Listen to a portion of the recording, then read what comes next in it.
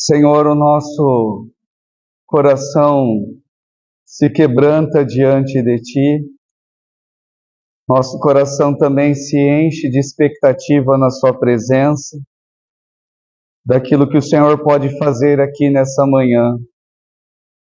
Pedimos que o Senhor faça algo novo, pedimos que o Senhor restaure nos nossos corações o primeiro amor, ponha tal zelo no nosso coração como nós cantamos aqui, Senhor.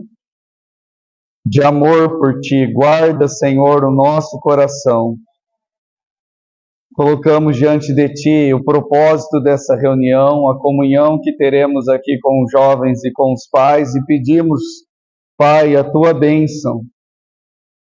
Senhor, o que for meu, o que for de mim, ó Senhor, que essas coisas possam até mesmo ser esquecidas, mas aquilo que é do Senhor, aquilo que provém do Senhor, aquilo que é da Sua palavra, abençoe para que essas palavras fiquem no nosso coração, Pai. Te pedimos em nome de Jesus. Amém. Irmãos,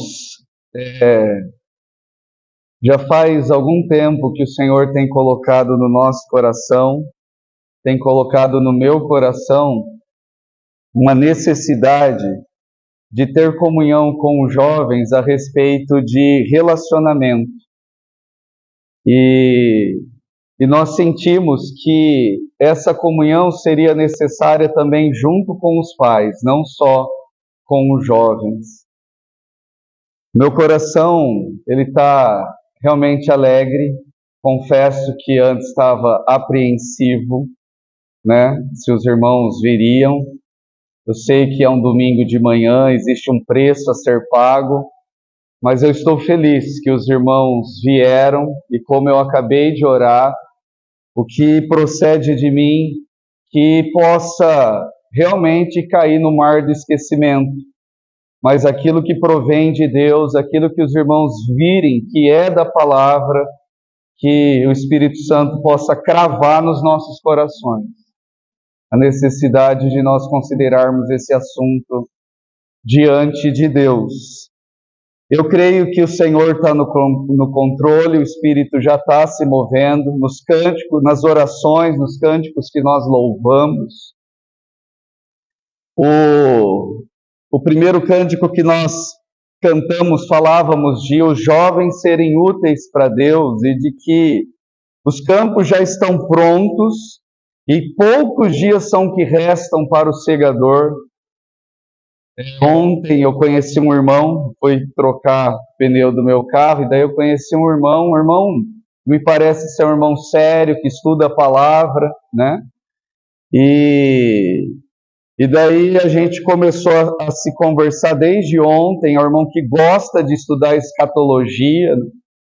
E aí hoje ele me mandou um pouco de conteúdo sobre escatologia, e falando sobre o tempo. Ele mesmo é alguém que acredita que o arrebatamento acontecerá antes da grande tribulação. Tem um período final ali de 7 anos, e no meio desse período, antes dos 3 anos e meio de grande tribulação, ele acredita que o arrebatamento vai ser ali. Só que esses irmãos que estudam com afinco, eles olham muitas profecias. Então tem profecias no livro de Daniel, tem profecias no livro de Apocalipse, tem profecia a respeito do surgimento do anticristo, tem profecia a respeito do falso profeta, tem profecia a respeito da restauração da nação de Israel, existe a profecia da figueira, existe a profecia sobre a novilha vermelha. Os irmãos já ouviram falar de tudo isso ou não?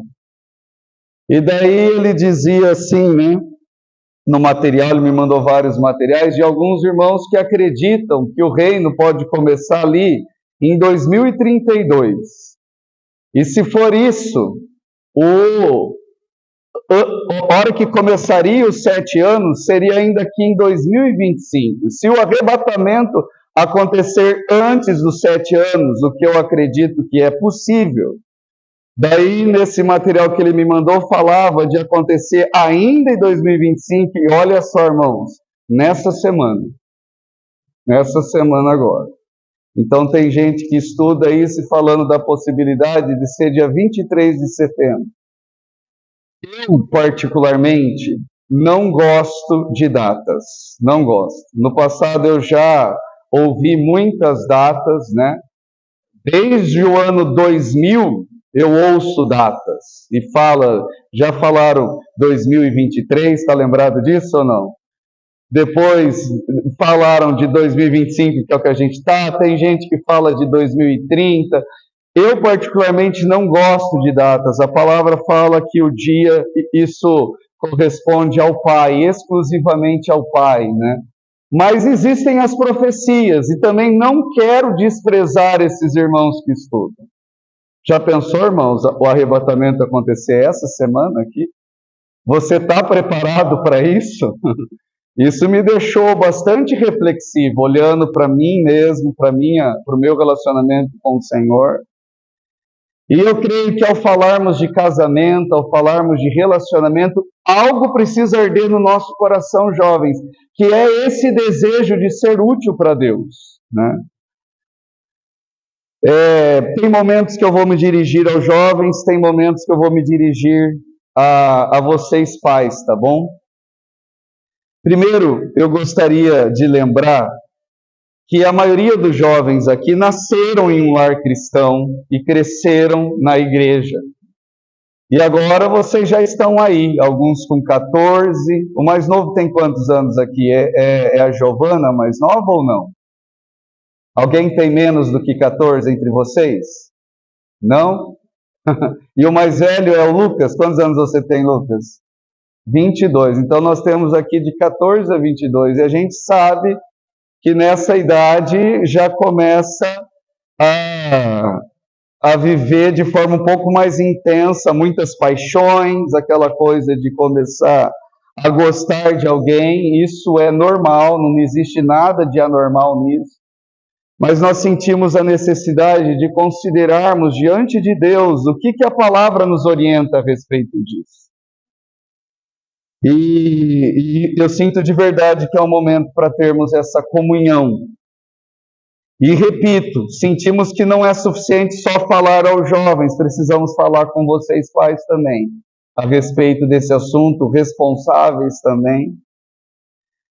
E o que a Bíblia diz sobre esse relacionamento? Primeiro, irmãos, para mim, e eu creio que para todos nós tem ficado muito claro, cada vez mais claro, que falar de família é uma coisa que está no coração de Deus.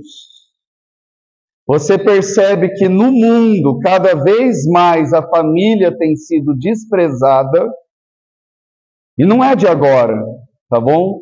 Eu dou aula de literatura, eu sei que no século XIX começaram a olhar para o casamento, por exemplo, como uma instituição falida. E a literatura retratava o casamento assim. Machado de Assis, considerado por muito o maior escritor da literatura brasileira, é alguém que os textos dele, as histórias dele, só fala de traição, só fala de casamento como uma instituição falida. E daí a gente olha para o mundo espiritual, é visível como que os demônios, eles atacam cada vez mais a família, o não ter um compromisso sério.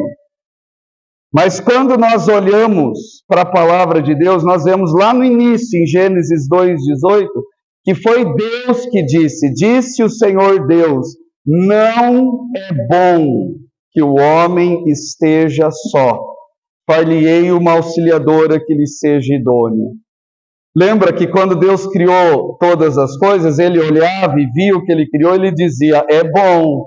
Quando ele criou o homem, ele disse, é muito bom. Mas quando ele viu o homem sozinho, ele disse, não é bom que o homem esteja só. Eu vou fazer para ele uma auxiliadora. Então, falar de casamento é algo que está nos planos de Deus. Foi ele quem disse, não é bom que o homem esteja só. E o que nós vemos depois, em Gênesis 2, versículo 21 em diante? O Senhor ele faz cair um pesado sono sobre o homem. Estão lembrados disso? Sobre Adão. Adão adormece, Deus ele pega, ele toma uma das costelas de Adão e fecha o lugar com carne. Deus fez uma cirurgia ali em Adão. E o versículo 22 fala: e a costela que o Senhor Deus tomara ao homem, transformou-a numa mulher e lhe trouxe. É assim que nós temos o primeiro casamento. É assim que nós temos ali Deus preparando para Adão a mulher. E olha só, isso é muito significativo. Quem é que trouxe a mulher para o homem? Foi Deus. Deus a trouxe. Nós aqui, os seus pais, já vivenciamos cada um na experiência o que foi escolher alguém para se relacionar e casar, mas eu queria chamar a atenção de vocês, jovens, que falar de casamento, falar de relacionamento, é um assunto que exige fé. É um assunto que exige fé. A Bíblia fala, por exemplo, eu quero que vocês abram comigo agora aí. Abra lá em Provérbios 19, versículo 14. Vamos ler juntos. Provérbios, capítulo 19, versículo 14.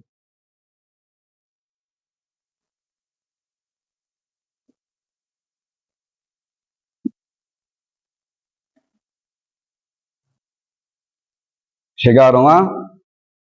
Vou esperar mais um pouquinho. Provérbios 19, 14. Vamos ler juntos, irmãos? Podemos? Amém ou misericórdia? Amém? Então vamos ler.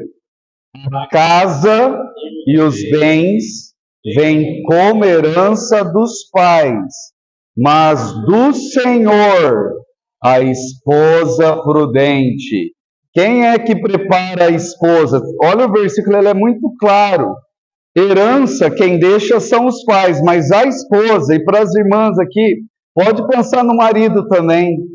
O cônjuge, quem dá prudente é o Senhor. Só que recebermos essa palavra do Senhor exige fé.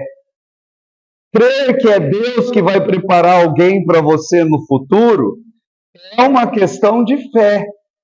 É uma questão de fé. Falar de relacionamento é uma questão de fé. E para tratar desse assunto, hoje, nesse tempo que me resta, com a ajuda do Senhor, irmãos, eu fico muito triste cada vez que eu vejo que eu não consigo cumprir o horário. O combinado é até 11h30, eu quero respeitar o horário, tá? Com a ajuda do Senhor, eu quero tratar de 2 princípios bíblicos aqui. O primeiro princípio que eu gostaria de mostrar é que existe um tempo certo para se relacionar. Existe um tempo certo. E um segundo princípio bíblico que eu gostaria de também considerar com os irmãos diz respeito à questão do jugo desigual. São esses 2 princípios bíblicos que eu gostaria de considerar com os irmãos. Sobre o tempo certo, eu queria convidar os irmãos para abrirem Eclesiastes. Abram lá, por favor. Eclesiastes, capítulo 3. Eclesiastes está depois de Salmos, depois de Provérbios. Salmos, Provérbios, Eclesiastes. Vamos ler primeiro o versículo 1. Amém? Jovens, eu tenho certeza que Deus ama vocês. Deus ama cada um de vocês. Deus quer o bem de vocês. Vocês acreditam nisso? Vocês creem nisso? Vamos ler o versículo 1, amém? Tudo... Não, começou devagar, porque Eclesiastes 3:1. Capítulo 3, versículo 1. Isso. Vamos começar de novo? 1, 2, 3, já! Tudo tem o seu tempo determinado, e há tempo para todo propósito debaixo do céu. Agora o versículo 5.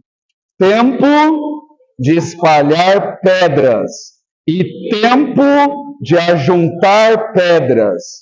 Tempo de abraçar e tempo de afastar-se de abraçar. Olha só. Eu queria chamar a atenção para essa parte final do versículo 5. Primeiro, o autor aqui está dizendo que existe tempo para tudo, para todo propósito debaixo do céu. E no final do versículo 5 ele está dizendo que existe tempo de abraçar e existe tempo de se afastar de abraçar. Vocês estão aí com o celular, estão com My Bible, certo? Quem tem My Bible aí no celular? Então vamos lá, mas eu quero que vocês façam mesmo, não adianta falar eu já sei. Eu queria que vocês colocassem na pesquisa do My Bible a palavra namoro. Coloca aí, namoro.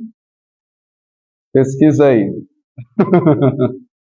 Coloca namoro no My Bible, por favor.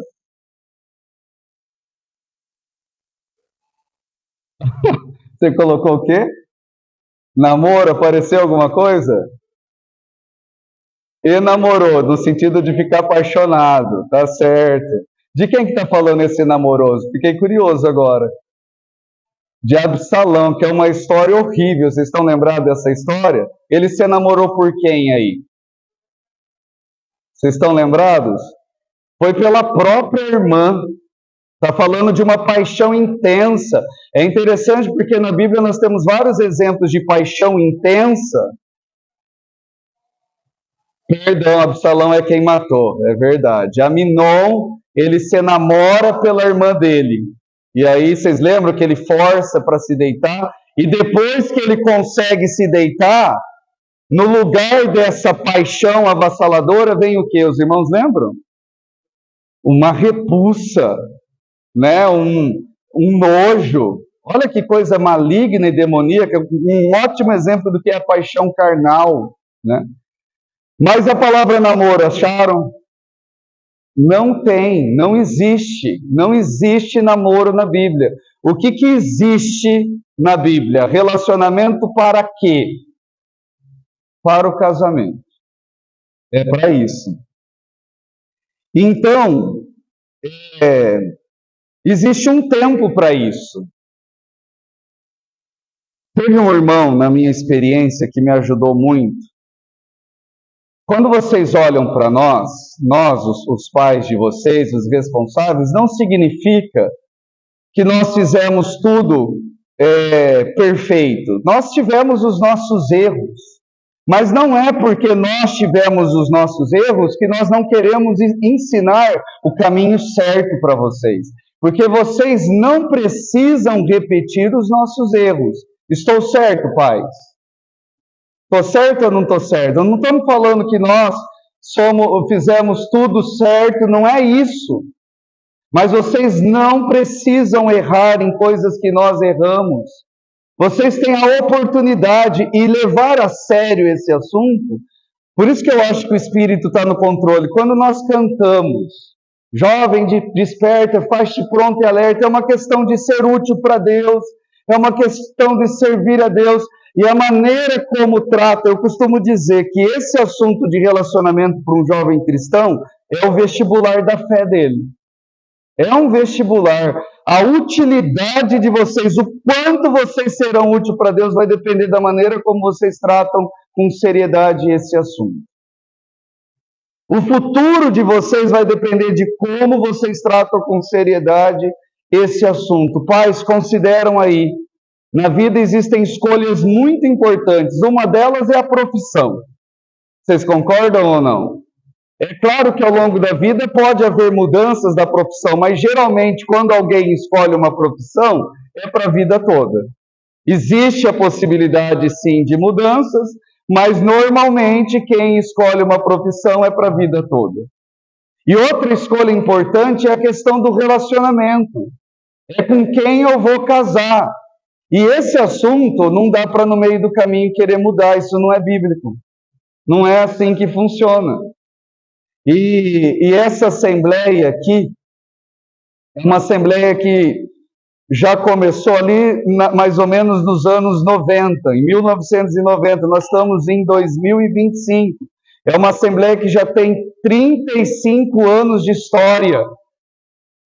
Puxa, nós já vimos muitos jovens como vocês que estiveram ouvindo uma palavra como essa e que andaram no temor do Senhor, andaram na fé, escolheram esperar. Quem que tem aí uma aliança de prata no dedo da mão direita aí, que fizeram aliança, que fizeram voto? Quem que está carregando? Hoje está carregando a Lívia, o Isaac, você também, Davi? A Giovana tem, não está aí hoje, né, filha? Então eu sei que outros também têm, mas não está talvez aí no dedo. Por que a gente fez aquele voto? Vocês lembram? O que significa essa aliança que alguns de vocês usam? Olha aí o que o Isaac está falando. Foi um voto, foi uma aliança, foi um compromisso diante de Deus. Para que, Isaac? Fala mais forte. Para se guardar para a pessoa certa. Isso que vocês fizeram lá e que talvez a gente precisa até renovar, não é? O voto, é no sentido do eu escolhi esperar. Esperar quem? A pessoa certa, a pessoa, o que nós lemos aqui, a pessoa que Deus preparou. E aí, se a Bíblia não fala de namoro, a gente precisa considerar. Eu comecei a falar e não terminei o raciocínio. Tem um irmão que me ajudou muito. Eu lembro que a primeira vez que eu me aproximei da Lídia, a gente era novo. Nós tínhamos, não sei, talvez 16, 17 anos, não é a primeira vez que a gente começou a se aproximar e a se gostar, mas muito imaturos. Eu era, você também era ou não? Muito imaturos, né? Com essa idade e tal. E, meu Deus, foi Deus mesmo que fez com que a gente se afastasse, porque se não se afastasse, meu Deus, eu acho que a nossa utilidade para Deus ia acabar. E eu lembro que um irmão me ajudou a me dizendo isso aqui. Pode ser até a pessoa certa, mas se não for o tempo certo, estraga tudo. Pode ser a pessoa certa, e hoje para mim está claro, a Lídia era a pessoa certa, mas com 16, 17 anos, não era o tempo certo. E aqui eu faço para vocês uma pergunta. Qual que é o problema do namoro longo? Qual que é? Oi? Cair em quê? No pecado. E esse é um risco sério. Então tem jovens que começam a namorar. Na escola mesmo, eles devem ter ali um monte de colegas que já namoram. Quem aqui tem colegas na sala de aula que já namora? Levanta a mão aí. Só o Lucas não levantou, porque na sua não tem ninguém? Tem, Giovana? Não vi sua mão. Então todo mundo. Mas nós não estamos considerando o que o mundo faz, mas nós estamos considerando o que a palavra de Deus nos ensina. E o problema do namoro longo são dois. Um é, no mundo, até namoro já está ultrapassado. Quando eu era jovem, adolescente, os irmãos lembram, a turma já falava de ficar. Hoje nem ficar, nem esse termo mais usa, eu nem sei o que usam. Mas é uma questão totalmente de um relacionamento sem compromisso. E daí quando começa a ter alguma coisa, é algo para aquele momento ali, não significa ter abraçado, ter beijado, ou feito até outras coisas que está assumindo um compromisso. No mundo é ou não é assim? Não existe, então começa a se tocar, começa a se beijar, e no mundo até faz mais coisas ainda, mas não com intenção de assumir um compromisso. Isso já é um problema. E mesmo aqueles que são mais sérios falam de namoro para querer se conhecer. Precisa de namoro, porque se não tiver namoro, como é que vai se conhecer? Eu espero que vocês estejam entendendo que essa ideia também não é de Deus. Não é bíblica isso, essa ideia de namorar para se conhecer. O se conhecer, ele é válido sim. Nós chamávamos isso antes de, estão tendo comunhão. Alguns cristãos sérios usam aquele termo que é bem antigo, de fazer a corte. Vocês já ouviram esse termo ou não? De fazer a corte? Então, é um tempo em que os jovens cristãos, em que eles já têm ali em mente, olha para o futuro e já vê a possibilidade de um casamento, né? Então, antes de noivar, então estão se conhecendo, começam a conversar, e tem que observar muita coisa mesmo. É necessário abrir os olhos. Nesse momento, talvez, quando você vai começar a conhecer alguém, já numa idade em que o casamento também não está muito distante, não adianta você querer conhecer alguém, a se aproximar, para começar a se declarar, eu gosto de você, e outra pessoa também fala, eu gosto de você, e começa a mandar mensagem, mandar todo dia mensagem um para o outro, alimentar coisas, mas também o casamento está lá distante. Isso não é disso que eu estou falando. Eu estou falando de uma idade que já está mais próxima. O próximo passo, de acordo com a Bíblia, é noivar, é noivado. É noivado, é isso. Nós temos exemplos de jovens na igreja que vieram pedir para nós falar que estava se gostando um do outro. E eu lembro do Zaga falando, né? Vocês conhecem o Zaga? Tudo bem, mas não vem com essa de querer colocar aliança de prata na mão dela, não. É de ouro. Se você quer alguma coisa com ela mesmo, é para casar. É casar que você quer com ela? Porque se não é para casar, o que você está querendo ter? Algo que me ajudou no passado, nas conferências de jovens, não sei se vocês lembram disso, né? Um irmão, uma vez ele comparou essa questão do relacionamento sério com compromisso a camelô e essas lojas mais sofisticadas.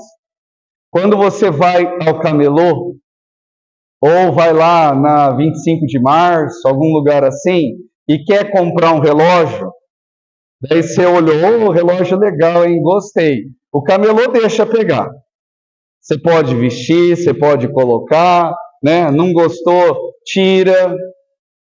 Mas o que você acha? Se você entrar numa dessas lojas chiques que vendem relógio, que custa 50 mil reais, que custa 100 mil reais, você acha que o vendedor sai colocando na mão de qualquer um? É assim que funciona? Não é desse jeito que funciona. Os irmãos entendem o que eu estou querendo dizer? Você tem valor para Deus.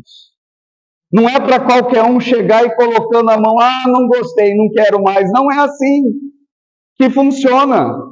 A Bíblia fala que o nosso corpo é santuário do Espírito Santo, é templo do Espírito Santo. Então, o colocar a mão para abraçar, para beijar, isso é no casamento. Isso é para o casamento. É para quem quer levar. Então, esse é um princípio bíblico. Existe tempo para tudo. Não é fácil. O que vocês podem fazer agora? Todos, inclusive nós pais, orar, irmãos. Orar. Eu vou dizer o que eu faço em relação a Giovana. Todos os dias é orar pedindo a Deus pelo futuro dela, tanto profissional quanto conjugal. E aí tem uma série de coisas que eu peço em relação à pessoa que eu gostaria que o Senhor preparasse para ela. É orar.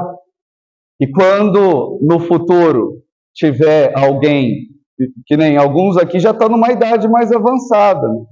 O Lucas está com 22, a Lívia fez 18 anos, fez 18? Fez, né? Não é isso? E mesmo vocês que são mais velhos, ainda tem aquilo que eu falei. Eu lembro de uma cidade aí, não quero ficar citando nomes, mas que os jovens começaram a namorar mesmo com essa idade. Mas alguns namoraram por 7 anos, por 10 anos. Você viu isso, não viu, Lídia?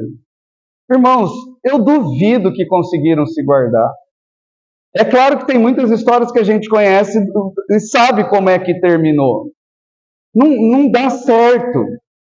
Se realmente vai iniciar algo com alguém, tem que ter um futuro. Já consegui. Eu não gosto de ficar estabelecendo tempo, mas eu vou falar uma coisa de tempo. Eu diria assim, ó, se entre 1 a 2 anos, já estou vendo que daqui entre 1 a 2 anos já dá para casar, tudo bem, noivar. Agora, você não sabe nem quando isso vai poder acontecer, começar a se tocar é querer viver abrasado. Vocês já ouviram esse termo bíblico, viver abrasado? O que é viver abrasado? Existe instinto sexual. Quando você começar a colocar a mão, esse instinto sexual ele vai ser aflorado. E se não está ainda no momento de você aplacar isso dentro do casamento, que é o limite que Deus estabeleceu, você vai cair em pecado. Eu estou sendo bastante claro aqui ou não?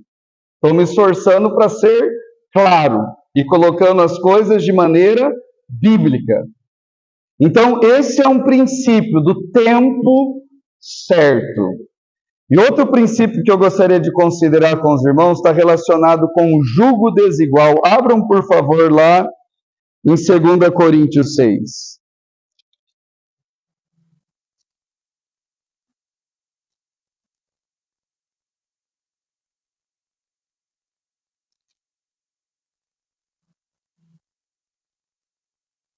Segunda Coríntios, capítulo 6, 14 e 15. Vamos ler juntos?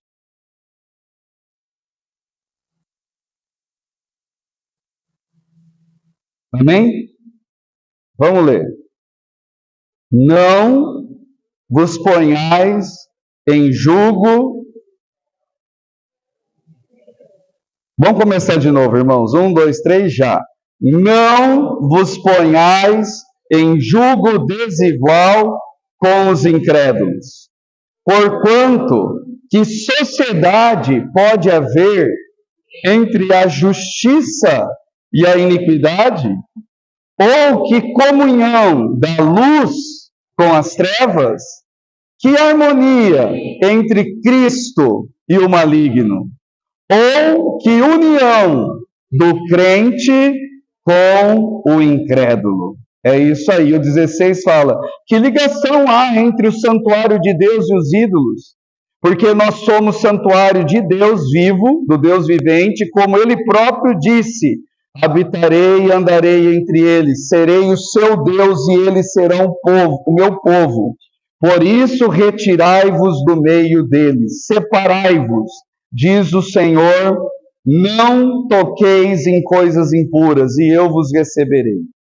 Aqui existe um outro princípio bíblico que a gente precisa considerar a respeito do relacionamento, que é a questão do jugo desigual, e Paulo está sendo muito claro que ele está falando da união do crente com o incrédulo. Vocês sabem o que é jugo, não sabem? O que é um jugo? Você lembra, Davi, o que é um jugo? Certo. Tá certo. É a peça de madeira. Mas eu não sei se os irmãos já pensaram nisso. O problema não está na peça de madeira. O problema está em você querer pegar dois animais, por exemplo, de tamanho diferente ou de força diferente. Então, Isaac, vem cá, por favor. Imagina só que eu e o Isaac somos dois bois. Tá certo? O que vocês acham? Tá equilibrado aqui a questão do tamanho? Acho que o tamanho nem está tão ruim assim, viu? A questão da força, o que os irmãos acham? Daria certo a gente puxar junto aqui? Né? Então, senta lá, vem cá, Giovana, por favor. Vem cá, vem cá. Daí você pega aqui o boi e uma bezerra. Também daria certo. O problema não está na peça. Não sei se você já pensou nisso. O problema não está na peça de madeira que vai unir. O problema está em você pegar dois animais de tamanho diferente ou de força diferente. Não vai dar certo. Obrigado, pode sentar. A turma vai ficar com medo agora de ser chamada. Não dá certo. Então, o que precisava tomar cuidado quando você tinha lá um carro de bois? Precisava ser animais compatíveis. talvez ali com altura compatível e com força compatível, porque se não fosse assim, o que aconteceria? O mais forte faria força, mas o mais fraco teria condições de acompanhar? Não teria. E o problema está aí, quando o assunto é jugo desigual. Jovens, eu repito, essa assembleia, ela já tem, e pais, lembrem disso, essa assembleia já tem 35 anos de história.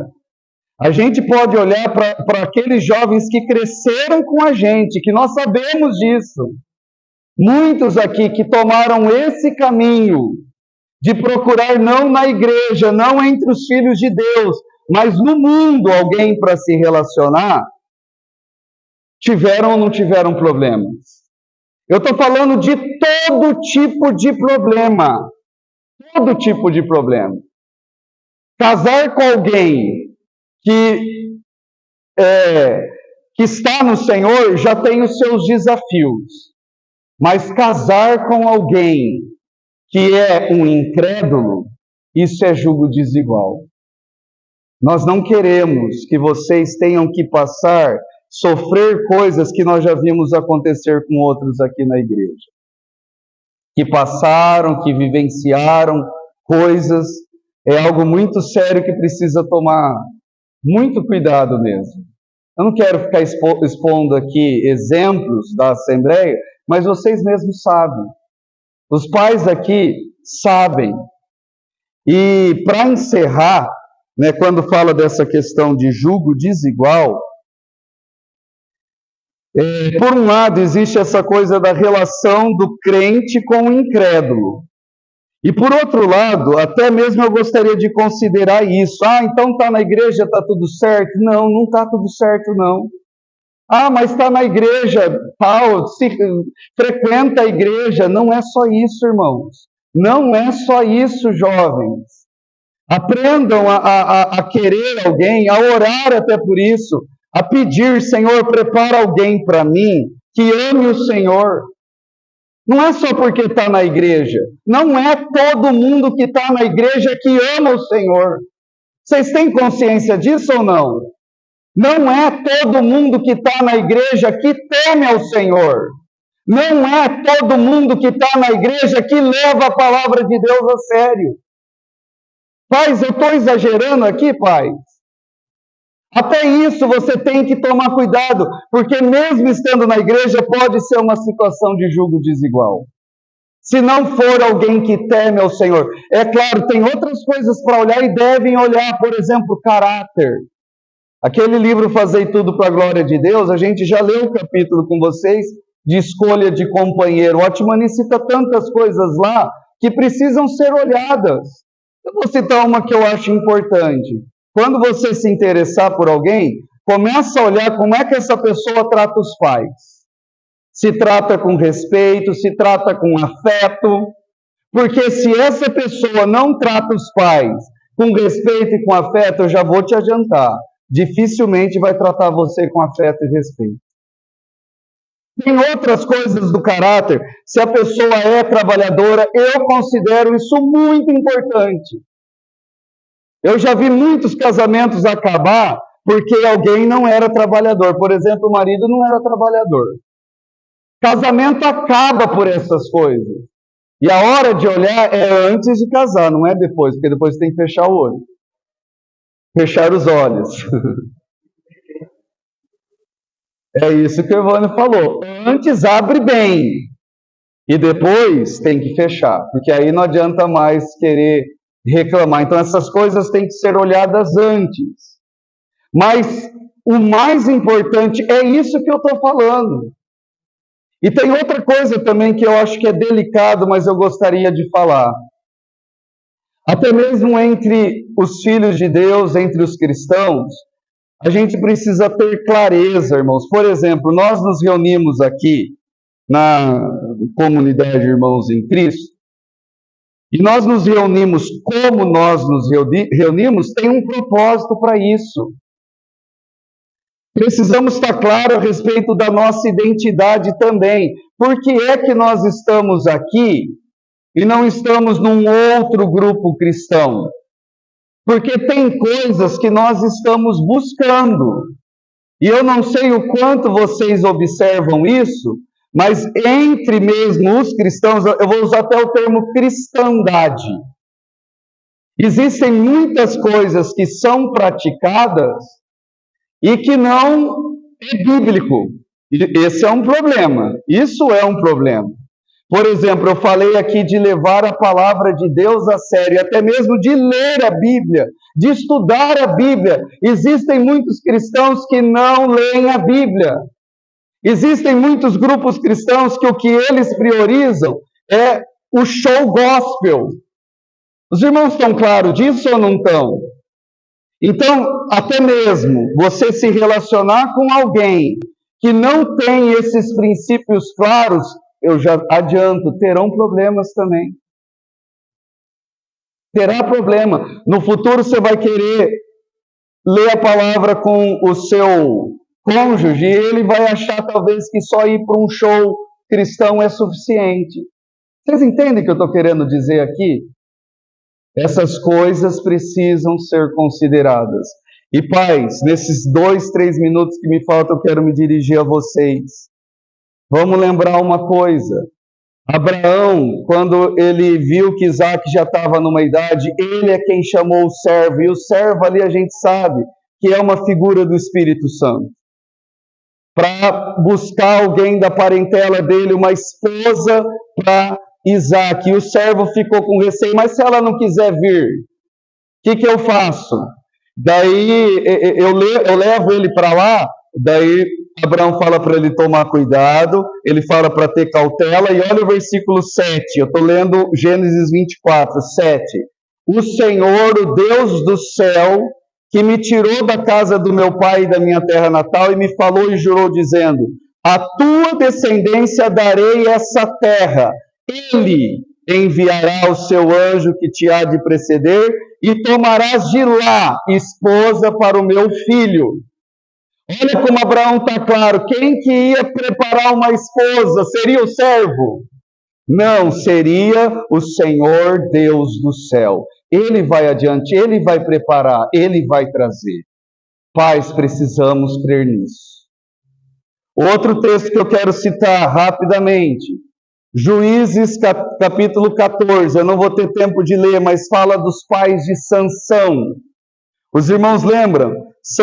Sansão, ele vê lá uma mulher intímina das filhas dos filisteus e ele fala: pai, toma ela para mim por esposa. E aí, olha o versículo 3, Juízes 14, 2 e 3. Porém, o seu pai e a sua mãe, pai e mãe, os responsáveis também, Cida. Eu estou feliz de verdade de você estar aqui, Cida. Você pode ter esse papel também na vida dos seus netos.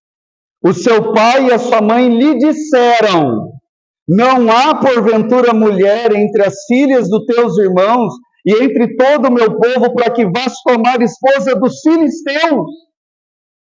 Uma coisa que a gente sabe, e a Bíblia nos ensina no livro de Ezequiel, é que cada alma é responsável por si diante de Deus. Nós sabemos, pelo exemplo daqueles que são mais velhos do que nós, que talvez chegue uma hora que a gente não dê conta de controlar e que eles vão querer fazer as escolhas por eles mesmos. Mas nós precisamos aprender, por exemplo, com os pais de Sansão.